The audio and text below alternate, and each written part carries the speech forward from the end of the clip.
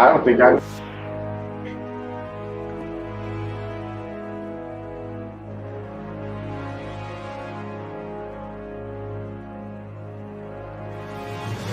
Welcome to the ultimate Tolkien tournament.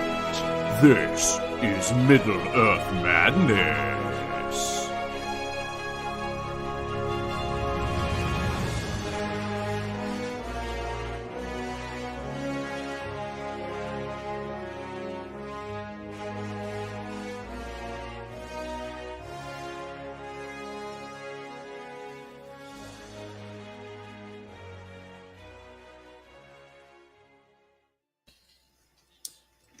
Welcome, ladies and gentlemen. As I pull our faces back up here. Hey, welcome, ladies and gentlemen, to the second round of the Races of Middle-earth Summer Tournament, otherwise known as Rome. No affiliation to Rome, of course, but acronyms being what they are, Rome is a catchy one. We are back for more action tonight. We are joined by T. Rizzle and Engine Chief. How you guys doing tonight? Doing very well. We're doing Excellent. Excellent. Engine Chief, I know you're doing good. Yeah. All right. Well, let's see. Before we get to our first fight of the night, and now that we're in the second round, we only got 2 fights tonight, so we're down to the. We're already down to only 16 characters remaining here, having chopped down the field significantly already. So, let's go ahead and pull up the old bracket, shall we, and see where we're at. Wait for it. All right. So, quick bracket recap. Our number 1 seeds on the left-hand side of the bracket. We had Durin over Glorfindel to advance to play, or fight, Kamul the Nazgul, the Witch King's right-hand man, who had defeated Elendil. Then we had Balin over Haldir, advancing to fight Bard, who defeated Grishnak. So this will be our first fight of the night, Balin against Bard. As we go over to the second half, right side of the bracket. At the top you see here, these would be the 2 seeds. Elrond against Aragorn. Elrond beat Azakal in the first round. Aragorn slew Shelob. And then on the bottom half, our 7 seeds, we had Glowing losing to Thranduil. And that was that classic dada fight. The 2 dads. We had Gimli's dad against Legolas's dad, and Legolas's dad won.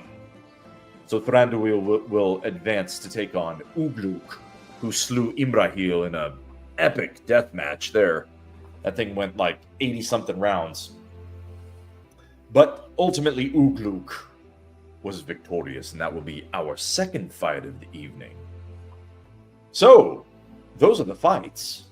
But how are we doing in terms of the bracket contest? Glad you asked.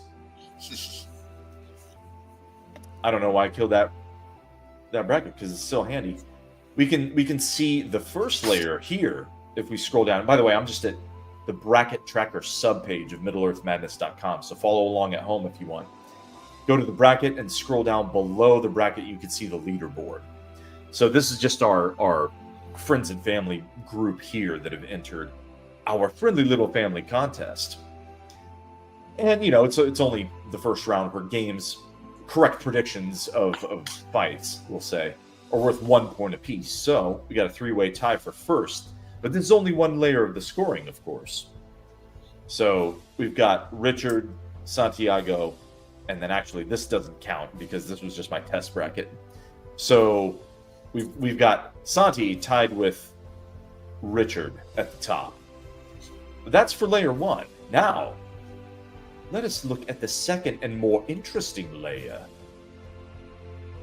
And that would be the points we get for choosing which race we are fighting as. So we get bonus points each round for each victory that your race that you've adopted and you're kind of fighting as For each victory, your race gets bonus points. And this brings the contest to a 12-12 tie, actually between Chucky and Engine Chief. You see, the blue sections that I mentioned before, that would be just your fundamental bracket predictions. The blue area, Honti would be tied for the lead with Engine Chief. But Chucky is playing as the Naugrim, the dwarves. And the dwarves have done particularly well so far, giving Chucky... victories. 5 victories, the most of any race. Exactly, 5 wins.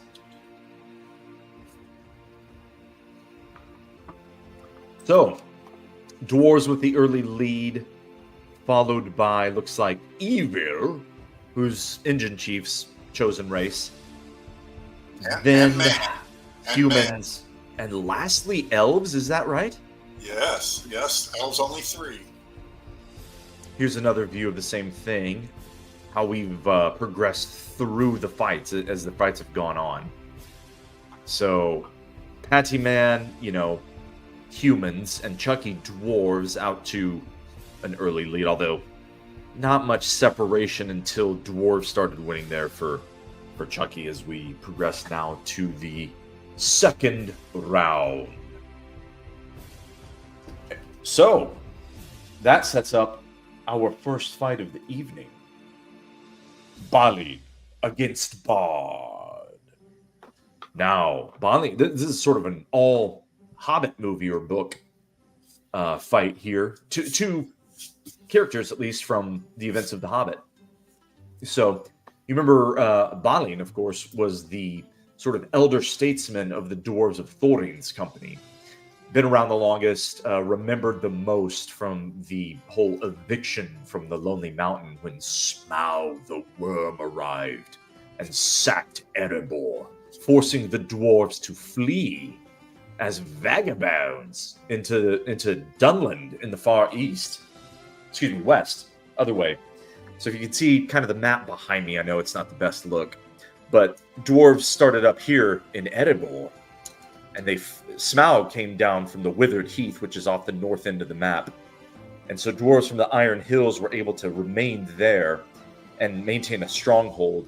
But there aren't much riches in the Iron Hills, interestingly. So Thorin's company of dwarves fled through Mirkwood, over the Misty Mountains, down south, sort of close to the Gap of Rohan here, and then out to Dunland, where they had some minor caves and mines here. But they were basically living in poverty until they fled further west up here to the Blue Hills. They actually had some mineral finds out here and were able to do better before they regrouped in the Hobbit, in the events of the Hobbit here in the Shire. And that started a much better known adventure with Bilbo and Gandalf, all the way back to where they started from. And those are the events of the Hobbit. So our guy Balin here was the elder statesman of the dwarves. And then on your right, Bard was a man of Laketown. And before that, Dale, his people came from Dale when they were sort of one civilization, you could say, before Smaug arrived. But you got to remember, Smaug sacked Dale the same way he did the Lonely Mountains. So the men of Laketown were sort of outcasts in their own right? They had a beautiful city in Dale, and Laketown was kind of a defensive fort. Their theory being, hey, if we have sort of a town surrounded by water with pumps, it'll be a little more difficult for the dragon to come after us. We could soak the town and maybe be okay here on the water. And they unexpectedly started a nice little trade there up the river, being a maritime people, sending boats up the river into Mirkwood to trade with the elves. So they became, you wouldn't say wealthy, but prosperous again enough to rebuild most of their city there on Laketown, and some of Dale as well. So we are going to lead off tonight with an all Hobbit affair. Let's pull up the the battle engine that Engine Chief designed. Take a quick look at how these characters stack up against each other. Thoughts from you, Engine Chief? Bard is going to use range combat. What a surprise. Yeah, that seems to be his thing, right? With the Bow of Dale. Balin uses range. That's not what I would have thought. Me neither. Yeah, hunkin' daggers. And the battlefield conditions favor Balin, so they'll use their preferred weapons about 74% of the time. Yeah, this seems like a miscalculation for Balin. But look, all the robot prognosticators talk about Balin's advantages here. So Yeah, on the graph, so blue line is Balin, green line Bard. He does have advantages just about across the board, except for the accuracy of Bard's bow, and the piercing of that ranged weapon. Slight elusiveness advantage for the man over the dwarf, but otherwise, yeah, Balin is looking good across the board. Armor, striking, valor, ferocity, deflection. Maybe his thought process is, hey man, I'm going to hang back. I think if I'm hit, I can deflect it with my dwarven armor. Dwarven armor, a real thing, by the way. You get sick of us saying it, but look at the stats. 83 armor for Balin, and he's on the low end of dwarves with that armor because, he doesn't... We're thinking of Balin during the events of the Hobbits where they're sort of roving in the wilderness without their fanciest gear. Of course, their fanciest gear being under Smaug's treasure hoard somewhere in the middle of a lonely mountain. So they can't really get to it until the end of that book. Nevertheless, Balin with pretty much all the advantages here. So, no. It seems like a miscalculation for him to favor range combat in this. But they did fight, round robin to lead off with. And by the way, if you're on the website, take a quick look at this. You can pull up any character, in case you don't already know, and get their character cards. So let's have a quick look at Balin versus Bard. Balin, how do you do in the regular season? And should he really be... See, he pops up this, kind of like a baseball card, right? Balin was 9-22, which is how he lands at an 8 seed here. Not impressive, of course, but look at his key victories. He slew Khamul, the Nazgul, and Galadriel, and Shelob, and Thranduil, who's also fighting tonight. So, yeah, I mean, you can see he didn't have a lot of wins, but 4 of his wins were against studs, relatively speaking. And then just a quick look at Bard. Bard, pretty much same record. That 9 seed is a misprint. We'll fix that. He should be an 8 seed. Also some nice key victories. Both of them... Dude, this guy slew Glorfindel and Galadriel and Elrond and Aragorn. So it shows he can do some damage with this bow. No doubt about it. And they both slew Galadriel. So poor Galadriel, I don't know, man. She's going to have to do better against 8 seeds.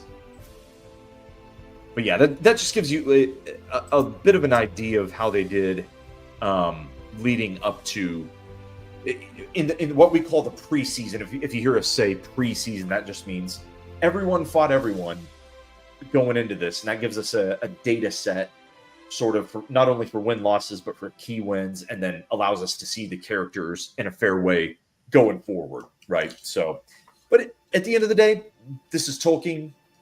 This is character dice rolls. Anyone on any given night is never out of the fight. And with that, we welcome Farmer David. How you doing? Hey, how's it going? I don't know if you can hear me okay. We hear you perfect. Cool. You can't. You were too late to see the scoreboard, but you're in first place, tied with Engine Chief. Yeah, we can flash it again here. Yeah. So anyway, orange part is the bonus points that you're getting from the Nalgrim victories, Chucky. Yeah. And you by far have the biggest orange section, even though you didn't do quite as well as Datil and Hanti on the actual bracket, which is the blue section. But the Nalgrim are kicking a fair amount of ass so far. Cool. That's weird to me because I just went with my race and I picked them all. I just picked dwarves all the way through. So I did the opposite. I picked double down. Yeah, I picked against myself in certain places. Interesting. I see. Diversify. Yeah. Diversify, yeah. So I should finish second. And Striker, you and T Rizzle over there didn't choose a race, but what race would you have chosen? Do you think, or who are you pulling for? Elves, dwarves, men, or evil creatures? I feel like men are the long shot, so I'm going to go with the underdog here in my head. That being Bard in this fight? I didn't say win. Yeah, why not? What the heck? You know what? Men are 4-4 in this tournament right now. I know because that's what I'm following, and so they're just at par here. Well, I like, based on the description of the matchup, I like my extremely unfavorable odds. Yeah, I don't, but I'm gonna hope. We There saw you a go. battle in the last round where you guys weren't here. Aragorn played. Who was that? Shelob. One stroke of his sword, death. End of Yes. sting. Death Shelob stroke. didn't even get to do anything. It was just I whack. just need an arrow through that dwarf's eye, you know? Exactly. Yeah, one stroke of Andruil there, and Shelob was slain. Yeah. That was by far the shortest fight of the tournament so far. Very interesting. And then we had like a 130 round death fest in just about the last round, but we'll talk about that later. Without further ado, Yes, we've had too much of doing already. too much of doing, perhaps. So let's kick off our first fight of the night. Let them fight.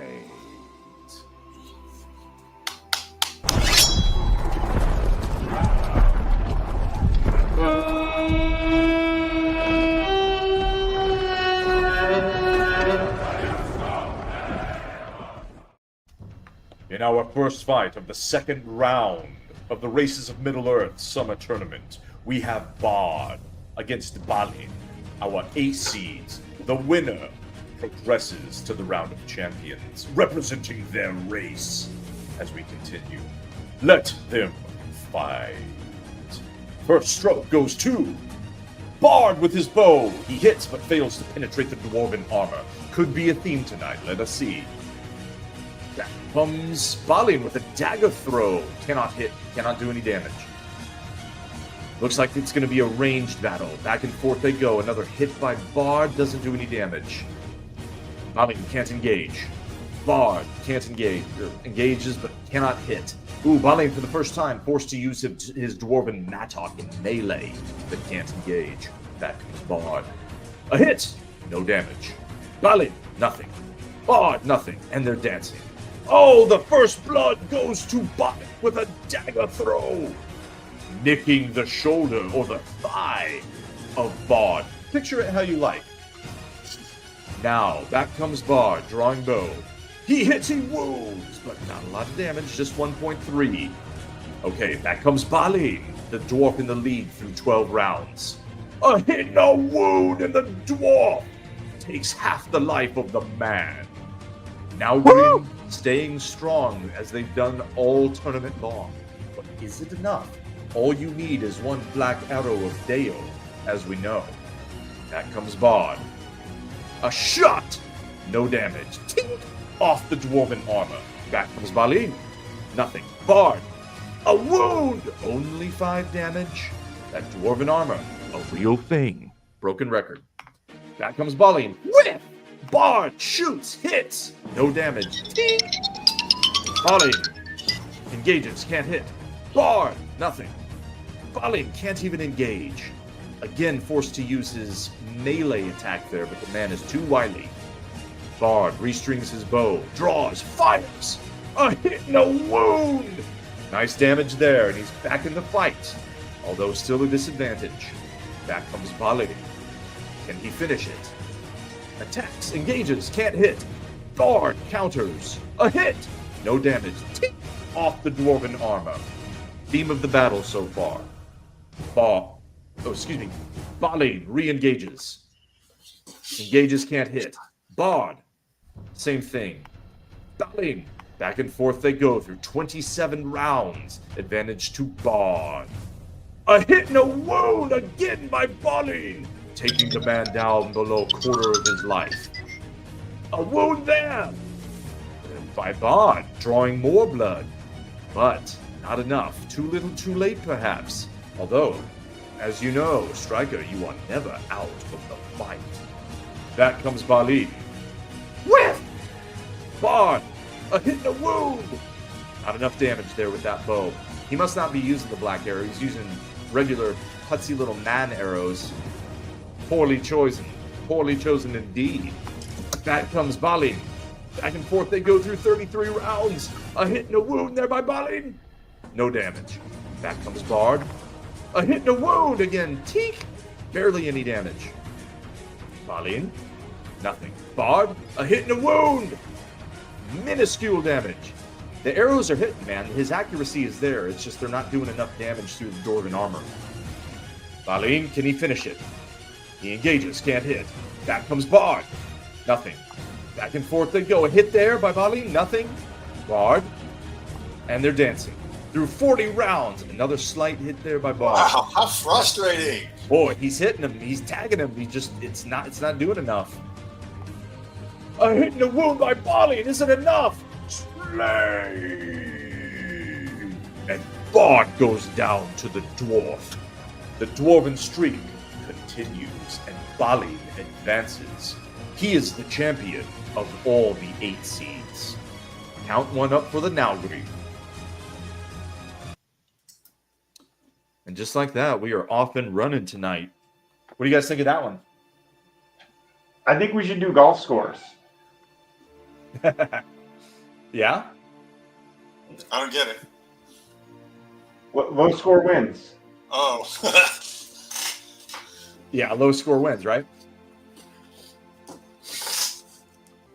That was a long fight. That was a good It one. was. Yeah. The robot prognosticator said it was going to be a long fight. I haven't seen him be right that consistently, but I got that one right. Yes, you did. So when you show us the bracket, scroll down to the scoring thing. Will do. Give me a minute while I set up the next fight. We've got who we got in the next fight? That's worth pointing out. Oh yes. So tell me what you guys think of this one while I queue it up. Who is it? Thranduil against Ugluk.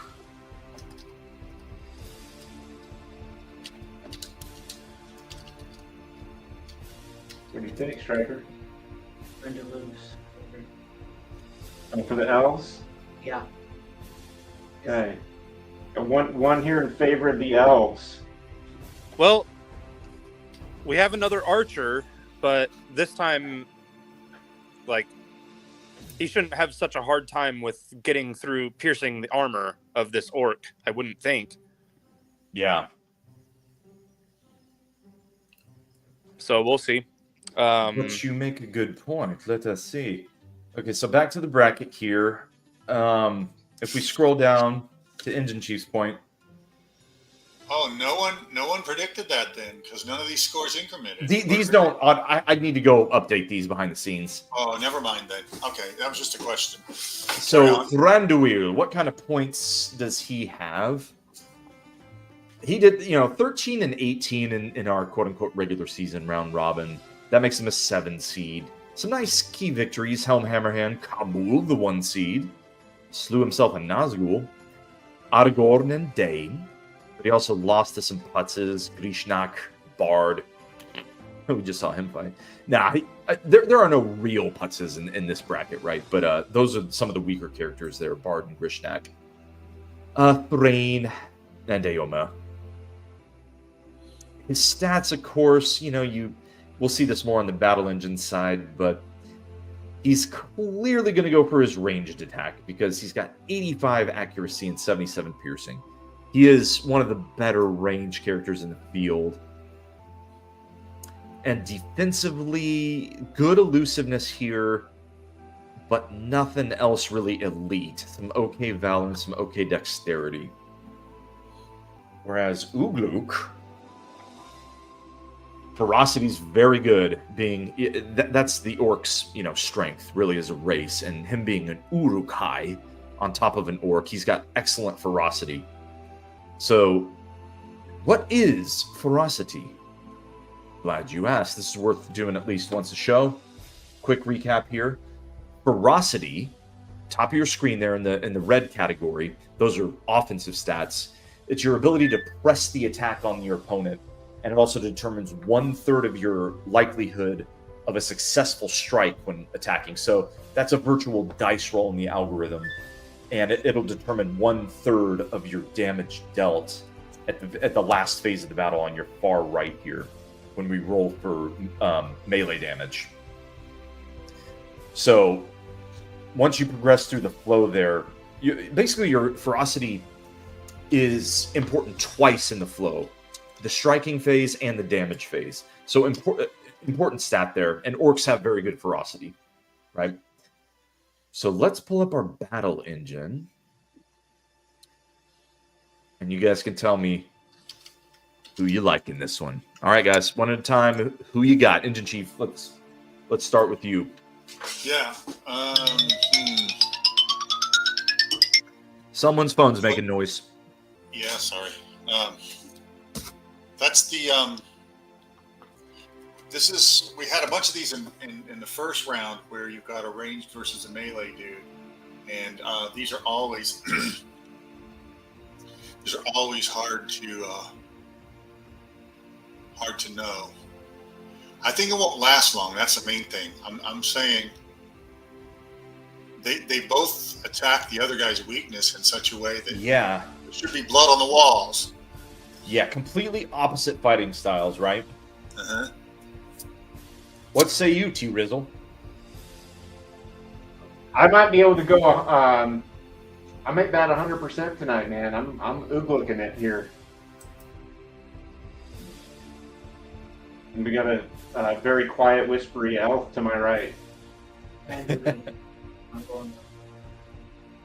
We got you man or a mouse? Squeak up. I'm going with Thranduil. Going with Thranduil. You heard it here first. Yep. So the only other thing I would add is the battlefield conditions are slightly favoring Ugluk here. And again, just as a reminder for anyone watching on the stream now or later, on MiddleEarthMadness.com, you can see links to our YouTube page, all the replays for all the fights. You'll find them there. So for those watching later, basically this battlefield condition, it's randomized for every fight. And you can think of it as in terms of, an advantage, a random slight advantage given based on battlefield conditions to one character or another, right? And it kind of determines how often they get to use their favored weapon. That's all. And it tilts slightly in favor of Ugluk, so if he can engage Thranduil in this fight, you gotta like his chances. But elves are dancy. This is Legolas's dad. He's pretty agile. He's pretty elusive. He'll be good at avoiding damage. We're just gonna have to see how it shakes out. So if we are ready, then I say, let us fight. Who agrees? Yes. Then let us fight!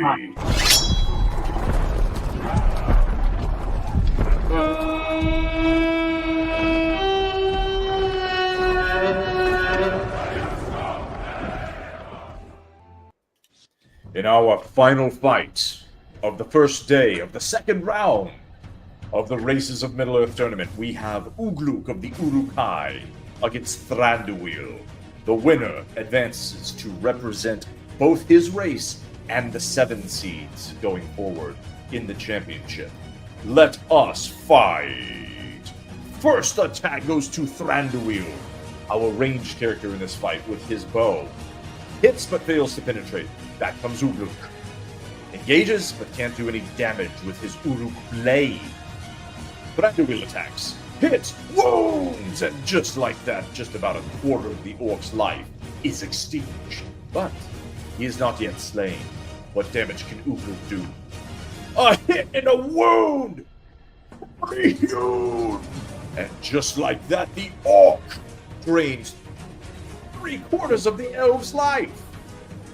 You are never out of the fight, everyone knows this.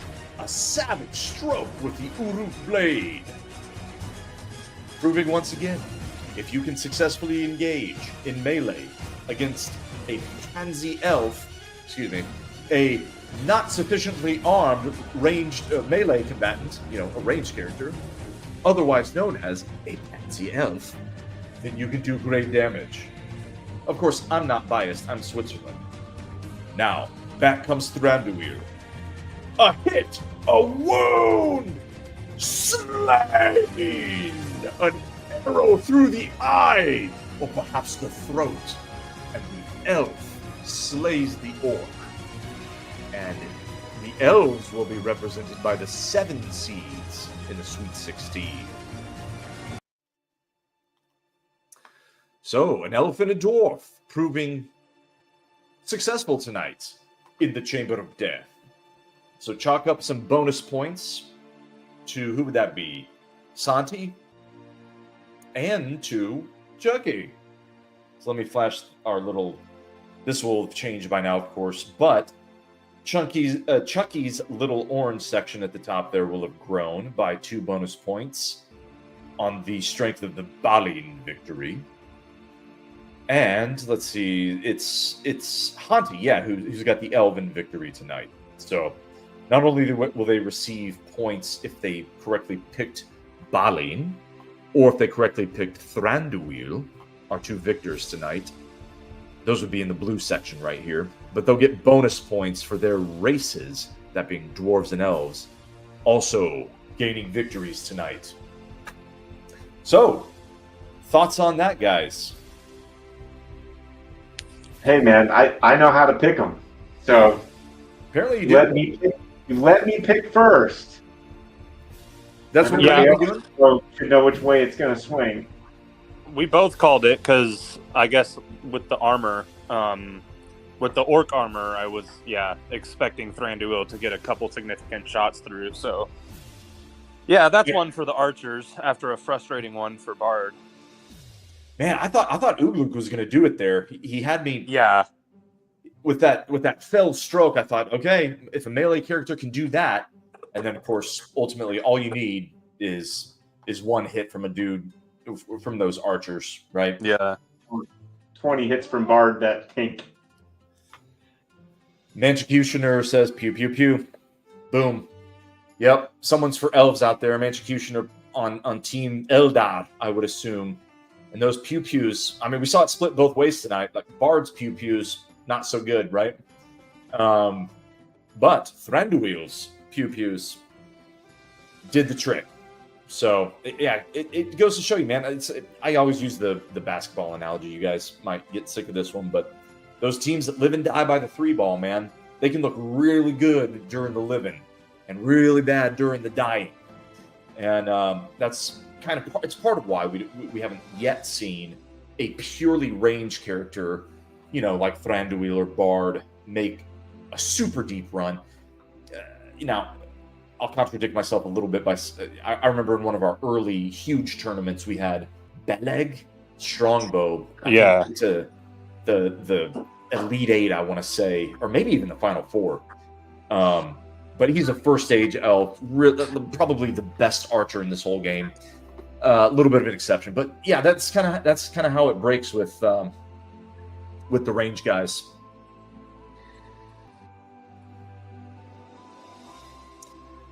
Good call, Executioner. Make sure to hit the like, share, and subscribe button for more battle content. Well said, man. Yeah, follow us on whatever social media platforms you guys like. You guys know me. If you've watched me before, I suck at social media. I'll try to do better. That's always the mission. But man, what's better than me doing better and still probably ultimately sucking is you guys spreading the word on whatever platforms you like. If you're digging it, tell a friend, get the word out, and we'll start rocking and rolling out there, man. So let's pull up the bracket right fast here. Take one more look at what we've got left to go. So Thranduil slays Ugluk and advances to take on the winner of Elrond and Aragorn. So obviously that'll be a 2 seed against the 7 seed, but Thranduil, living and dying by the 3, firing that bow. We'll see what kind of damage he can do against the winner of Elrond and Aragorn. It's tough out, right? On the other side of our bracket, Balin the Dwarf will advance to take on the winner of Durin, Kamur the Nazgul. 8 seed versus a 1 seed in that potential quarterfinal fight. So, yeah, good luck to either of those guys. Excuse me, good luck to Balin against either one of those guys. But you never know, man. You never know. Tomorrow night, who we got? We will have Galadriel against Faramir. And on our other side, who we got? Dane Ironfoot against the Olog High. So, two good fights there right off the bat, and we're gonna keep the action coming for you guys. 2 fights tonight now. Keep it short and sweet. Thanks for everyone for tuning in, man. That's all we got for tonight. Any last thoughts? Not so much for me. But you, Strike. Not either. Nope. I'm Alright. glad to see another one of my dwarves get through, though. Very good. Represent, man. Well, I mean, I feel like my beard's a little short for the dwarven selection here. That it is. Indeed. Yeah, you can still pull off the dwarf vibe, though. We're both a little tall for it, but it'll be okay. Yeah, this is true. Mr. Bitches, Kennergy approves of this stream. We'll take it. We'll take it. You guys keep dropping the comments and keep chiming in, man. And do the whole social media thing for us. Like, share, comment. Hit up the website, guys. Go to MiddleEarthMadness.com. All that you need is there. And particularly, I mean, you can see if you miss fights, we edit down the fights to just your 3 to 5 minute combat action. So it's a quick way to get caught up on the tourney if you miss out. Go to MiddleEarthMadness.com. Support us over there, and we will see you on the next one, guys. Thanks for joining.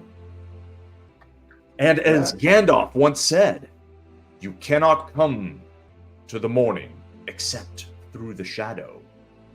And where there is light, there is always hope. And you are never out of the fight. We'll see you guys next time.